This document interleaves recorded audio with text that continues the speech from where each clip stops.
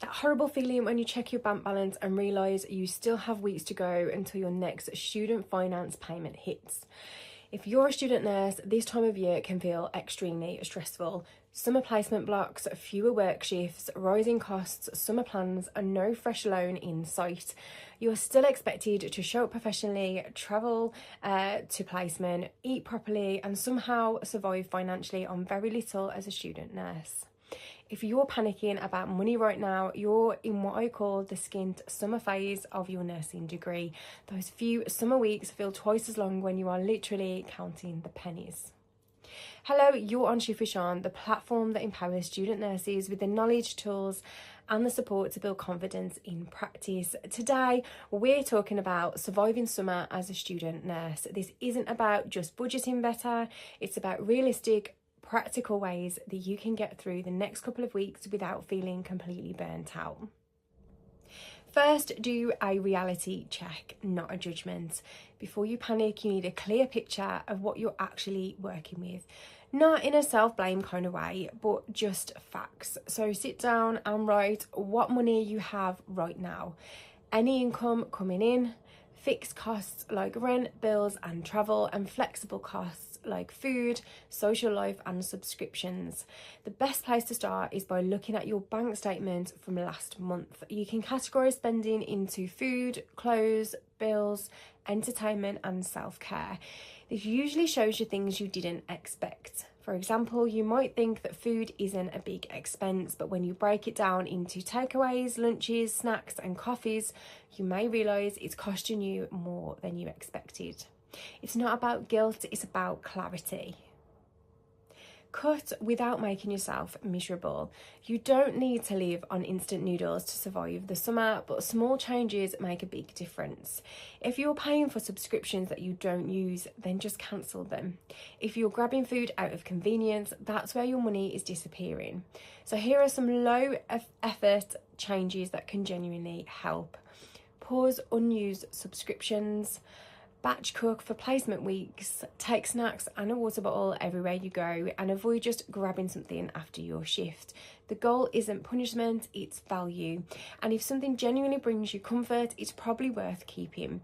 But if you're paying monthly for things that you barely use, like phone apps, go back to the free version for a while. Use emergency support funds. So many student nurses struggle quietly and never apply for any help. Most assume that they'll only qualify for the standard student finance, but a nursing degree is different. You're expected to work unpaid full-time placements alongside studying, and that is why extra support exists. So depending on where you study, support may include university hardship funds, NHS learning support funds, student support grants or discretionary funds. Some are short-term crisis support and others are ongoing, and it isn't always cash. Sometimes it can be laptop loans, software, travel passes or shopping vouchers. You don't need to be in total crisis to apply. If your bills don't match your income because of your placement, then that is a valid reason to apply.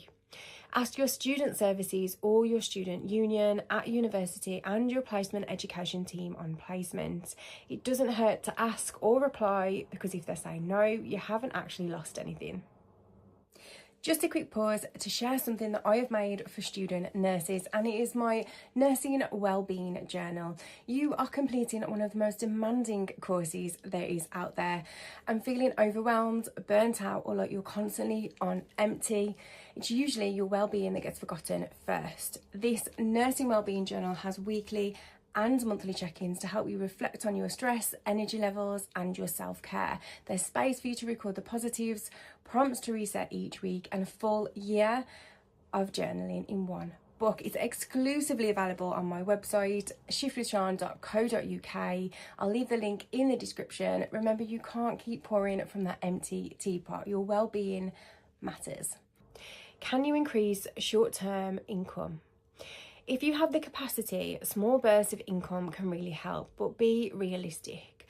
Good options are bank or agency shifts, extra retail or hospitality shifts, one-off weekend work, selling unused items on Vinted, Depop or Facebook Marketplace, or creative side projects. But avoid anything that takes loads of your time, pays very little or adds to your long-term stress. This is about bridging the gap, not creating another problem. Placement expenses can quietly eat a huge chunk of your money. So think about asking for travel reimbursements, student rail cards, bus passes or car sharing. Even small discounts add up over time. You shouldn't be paying full price to work for free. The swap shop, small changes that save real money.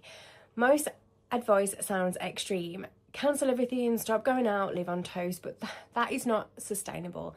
The swap shop is about changing how you spend, not stopping your life. Clothes, new versus second-hand. Charity shops, Vinted, Depop, Facebook, you can find branded items for a fraction of the price, and they're really great for placement clothes, winter coats, shoes or loungewear. It's the same outcome but a smaller bill. Food, high-end versus budget supermarket. Swapping expensive shops for Aldi, Lidl, Tesco or Asda can save £20 to £40 a week without changing your diet. So it's the same food but less money. Entertainment, cinema versus movie night in. A cinema trip costs £15 to £20. A movie night in costs a few pounds. It's the same social time. Coffee in versus coffee out. £3 to £5 a day doesn't feel much, but that's £100 in a month. Getting yourself a nice thermal cup and a homemade coffee equals big savings. Takeaways versus fakeaways. £15 a takeaway versus a £4 supermarket version. Or batch cooking a few meals in one go and freezing them. It's the same comfort but less stress. Gym versus free movement. If you're paying for a gym that you hardly ever use, walk, do yoga at home, look at loads of YouTube workouts, or pay for pay-as-you-go classes. All movement still counts. Speak up before you drown.